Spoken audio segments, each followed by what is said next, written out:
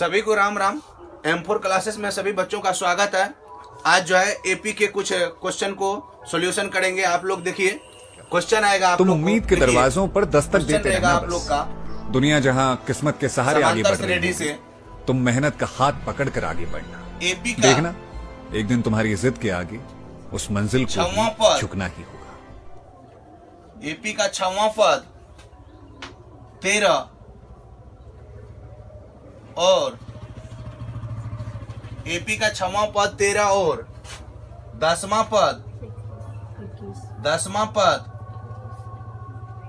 21 है। तो एपी का आप लोग से एपी का कितना भी पद पूछ सकता है, या इस सवाल में प्रथम पद पूछ सकता है और सर्वांतर पूछ सकता है, यानी कोई भी चीज आपसे पूछ सकता है। चलिए, तो आप इसमें कोई पद निकाल लीजिए तो अच्छा है। सर्वांतर और प्रथम पद तो खुद निकल के आ जाता है सॉल्यूशन करने से, ठीक है। तो चलिए, मैं इसका जो है ना निकाल रहा हूं 18वां पद। एपी का 18वां पद निकालना है। कितना होगा 18वां पद? क्या होगा, क्या होगा? चलिए, तो इसका हल कर रहे हैं। देखिएगा, एपी का 6वां पद हमें दे रखा है 13। आप लोग लिखिएगा यहाँ पर A6 बराबर 13, ठीक है। और देखिए, ये जो है ना an का सूत्र होता है, तो ये n का मान होता है। तो आप an बराबर सूत्र लगा दीजिए। an बराबर सूत्र क्या होता है? तो a plus n-1 into D होता है। लेकिन आप यहाँ n नहीं लिखिएगा, n के स्थान पर 6 लिख दीजिए, ठीक है ना। उसके बाद -1 और d कर दीजिए बराबर में कितना है 13, तो 13 लिख दीजिए। उसके बाद देखिए a प्लस 5d हो जाएगा। घटाइएगा इसको तो 5d होगा। चलिए, 5 से गुना हो जाएगा फिर तो 5d हो जाएगा। और ये 13 आपका ये इक्वेशन 1 निकल के आ गया, ठीक है। आप इसी प्रकार से चलिएगा, दूसरा इक्वेशन निकालना पड़ेगा। चलिए, यहाँ पर लिखना पड़ेगा एवं a10 बराबर लिखना पड़ेगा। a10 बराबर आपका दे रखा है कितना? तो देखिए, a10 बराबर दे रखा है 21, यानी इसका 10वां पद आपका 21 दे रखा है। तो फिर यही तरीका लगाना है आपको। an बराबर, तो a प्लस n के जगह क्या बोले थे? n नहीं लिखना है। क्या लिखना है? बोलते नहीं आप लोग। कितना लिखना है? n के स्थान पर 10 लिखना है। कितना लिखना है? 10 -1 और d कर दीजिए, बराबर में 21 लिखिए, ठीक ना। उसके बाद देखिए, a प्लस 10 में से 1 जाएगा तो 9 बचेगा, d बराबर में हो जाएगा 21। अब ये आपका इक्वेशन दूसरा निकल के आ गया।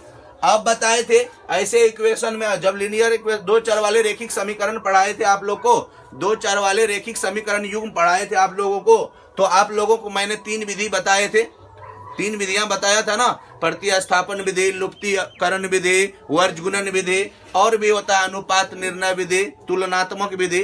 तो वो सभी विधि को नहीं देखना है, ठीक है। 3 विधि मेन इंपोर्टेंट होता है, ठीक है, जिसमें सबसे अच्छा विधि है आपका लुप्तीकरण विधि या विलोपन विधि। उस विधि से आप इसको सॉल्यूशन कीजिए। देखिए, आपको बताए थे जब दोनों चिन्ह प्लस प्लस दिखे, ठीक है, इसका भी दिख रहा है पीछे में प्लस प्लस और इसका भी दिख रहा है प्लस प्लस, तो आपको बताए थे क्या, आप दोनों इक्वेशन को घटाइएगा, पहला वाले में से दूसरे वाले इक्वेशन को घटाइएगा, तो आपका जो है रिजल्ट बनेगा। चलिए, तो क्या होगा देखिए, a प्लस 5d बराबर 13 उतार दीजिए। दूसरा देखिए कितना है, a प्लस 9d बराबर कितना दे रखा है 21।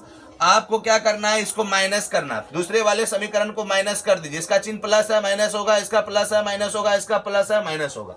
एक प्लस में a है, एक माइनस में, दोनों खत्म हो गया। आपको देखना है यहाँ पर कि 9 बड़ा है कि 4 बड़ा है। तो 9d बड़ा है कि 5d बड़ा है, सॉरी 9d बड़ा है कि 5d। तो 9d बड़ा है तो इसके पीछे वाला चिन्ह लिख दीजिए, ठीक ना। और 9d में से 5d चले गया तो 4d बच जाएगा। और 21 ज्यादा है कि 13 ज्यादा है? तो 21 ज्यादा है तो 21 के पीछे वाला चिन्ह लिखिए। और 21 में से 13 को माइनस कीजिएगा तो कितना बचेगा बताइए। 21 में से 13 जाएगा, कितना बचेगा बताओ? कितना बच रहा है? 11 में से 3 गया, 8 बचा, इधर खत्म हो गया तो 8 बचा, ठीक है। अब आप लोग माइनस को खत्म कर दीजिए। माइनस जब खत्म हो जाएगा तो आप देखिएगा क्या बचा, 4d बराबर 8 बचा। तो 8 4 का 4 दूना 8, तो d का वैल्यू निकल के आया कितना, सर्वांतर निकल गया। कभी कभी आपसे सर्वांतर ही सिर्फ पूछेगा तो आपको 18वां पद कोई नहीं पूछेगा, सर्वांतर निकाल के छोड़ दीजिएगा, कोई दिक्कत ना, आपका आंसर आ गया।